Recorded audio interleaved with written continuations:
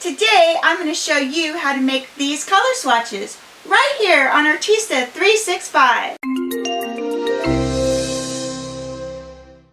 Welcome to my studio. I'm Wendy O'Brien. Thanks for joining me. There's so many ways to make color charts and color swatches, and I found a way that works really well for me. So today I'm going to take you through a step-by-step tutorial and show you how I make mine. So let's get started. Let's begin by going over the supplies you'll need. An 11 by 14 smooth Bristol, a pencil of some sort. I use a mechanical, but you can use a regular pencil, cutting mat, a utility knife or an X-Acto knife. I do not recommend scissors. You want the straight lines, but if that's all you have, then certainly you can use those. A ruler, Pigma pens in the size 0.005, 0.05, and 0.08 thicknesses. These are the ones that I use, but you can use whatever ones you like. You can even just use one thickness if that's what you want to use. A metal ring to hold all of the swatches together, a single hole punch, a paintbrush, and then whatever medium that you want to use. I use Liquitex Basic paints because that's what I wanted these swatches to be, but if you have color pencils or whatever, you can use those. I will be doing a tutorial on other mediums and how I do them because I do the swatches slightly different. I first begin by measuring a 1/4 inch away from the inside edge. Then each column will be 2 inches apart with a 1/4 inch space in between. I'll explain why that is a little bit later in the video.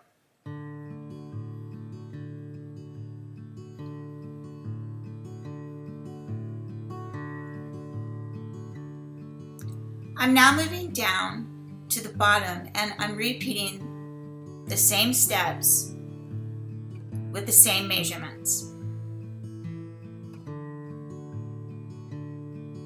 You will have a 1 3/8 inch area left over on the side, on the right hand side.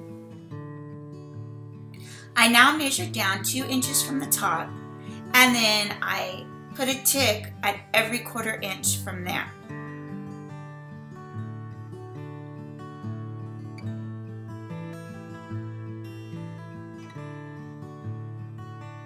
I then move to the left side of the paper and I repeat the same process, again measuring 2 inches from the top.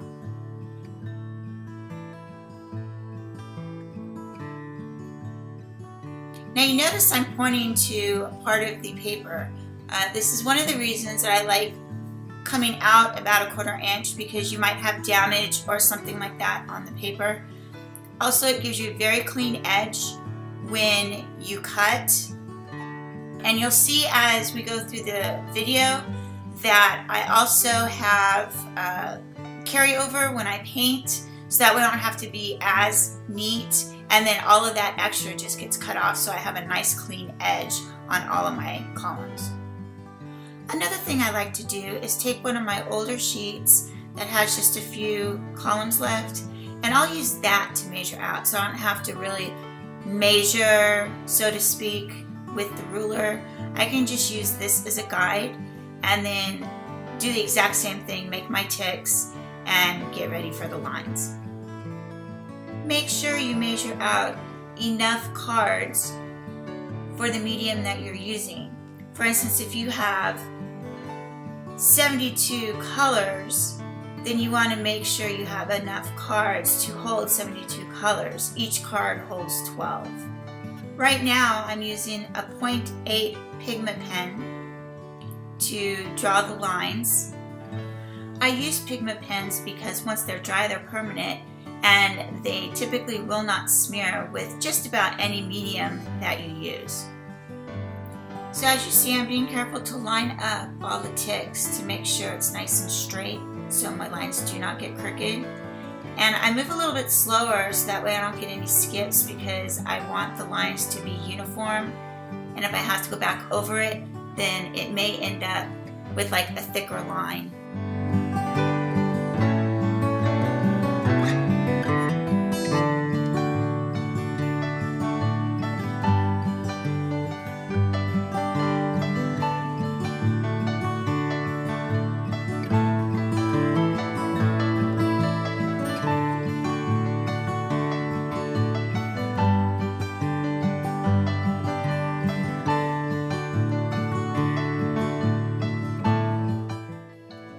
So continuing on with the horizontal lines, I'm still using my 0.8 Pigma pen, and I'm going to do the very top line all the way across. And then I'm going to come down, I'm going to skip the next tick, which is at a 1/4 inch. I'm going to go to a 1/2 inch and put my next line, so it's a thick line.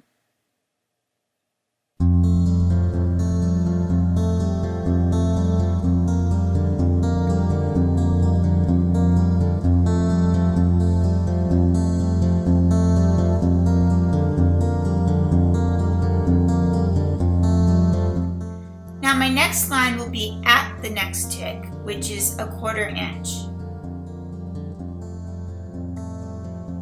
So I want my thickest lines at a 1/2 inch, and then a 1/4 inch, and then a 1/2 inch, and then a 1/4 inch. And I keep going down the paper in that pattern.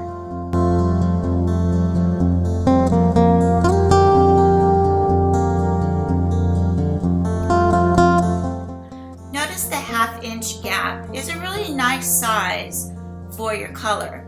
Now you can stop here, but I like to add the 1/4 inch lines on the 0.005, and I'll explain in a few minutes why I do this.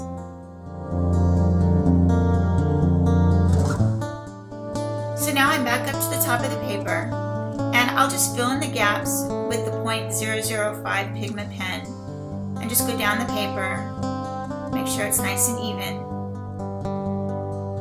And I find that this one does skip a lot, so you have to be really careful and angle it just slightly, but be careful, because if you angle it too much, you won't get that straight line. It'll be kind of like swiggly. Once I finished with my first sheet, I continued on and made more sheets until I had enough to satisfy the amount of colors I was using. Now that the prep work is done, the fun begins. I begin by squirting out color on my paper palette.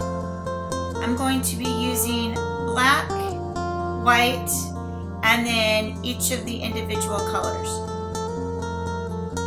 The order that you put the colors is really up to you. For this, I just used the order that they came in the box. Now notice I'm being very careful along the top and bottom edges, but then when it comes to the sides, it doesn't really matter too much. I can go over the sides because I do have a little leeway. That's why I left a 1/4 inch block there. Also, you won't have a gap when you trim them, and you'll have the entire true color, so it won't be super thin or anything in a certain area. So when you match up the colors, then you'll know that you're matching it with the right one. So the first block that I did was the color right out of the tube. The second block that I'm going to be doing will be 50% white, 50% color out of the tube. And then the third block that I'm going to do will be the main color, or the color that I did first, and then 50% black. There were times that I did not always do a complete 50% black, just because it was just way too dark and it really did make a difference. So I would say that I probably did mostly 50%, but in some instances I might have gone up to 60% of the original color, just to give that slight variation, to kind of have an idea of what color gray-black it would end up being. So here we have the first color done, and then I move on to the next color. I continue this process all the way until I'm completely finished with all of the colors. By now you're probably wondering why I put those lines in if I'm coloring over the line and didn't leave the block. This would be the second reason I do this, and that's because you can tell how transparent the paint or the medium that you're putting down is. Now I have to say, this really isn't a super quick process. It does take time. So since it takes so long, why would I want to make a chart? Well, one reason is I like to work from photos. So when I do that, I have a way of comparing the colors that I have to the colors that are on the photo. Also, in the instances of acrylic tends to dry at a different color than when you first put it on. So you may think you have the right color, but in actuality you don't. It either turns lighter or darker depending upon what your mix is. Another reason I like doing this is, especially with a new medium or any new material, I really enjoy doing this. Not necessarily because of the color. It gets you familiar with the medium itself, how they flow, the feel of a pencil if you're doing it in colored pencil, how many coats something takes to get the true color. So there's a lot of benefit of doing this and just learning that particular medium. You don't necessarily have to paint an item. In fact, I find it kind of difficult to just jump in with a new medium and paint without doing something like this, so I can get a feel for what it feels like. Colored pencil is the same way. A wax-based pencil feels way different than an oil-based pencil, and the different manufacturers also feel different. Like one might be a harder lead than another. Now, I do recommend, if you're going to use a particular paper or have a favorite paper for your different items, to use that paper, because it may not end up being the same on Bristol as it does, say, a watercolor paper.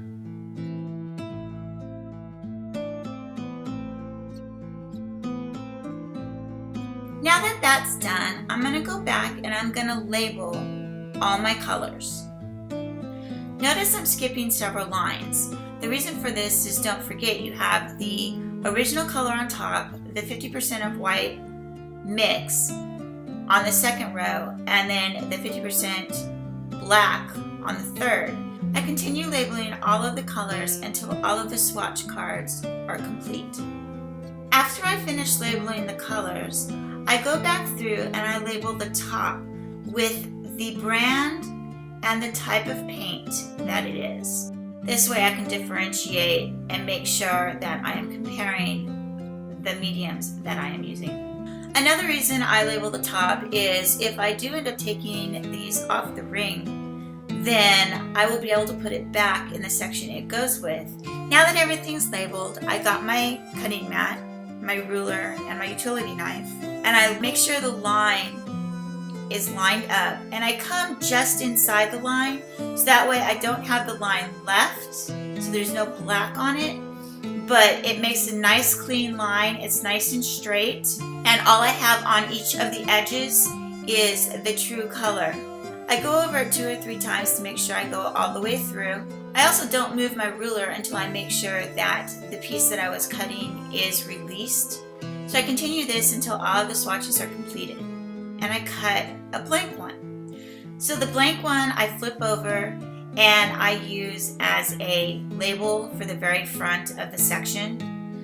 Next, I take one of my older swatches and line it up and flip it over so I can see the hole, and then I punch a hole in it. This way all my swatches will line up. I continue this process until all my swatches are complete.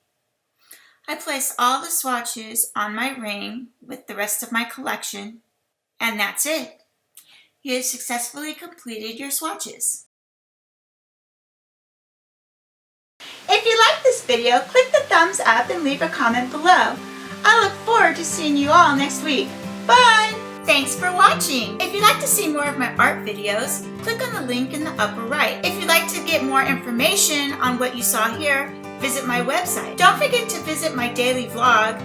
And most importantly, don't forget to subscribe so you don't miss out on any of my art videos.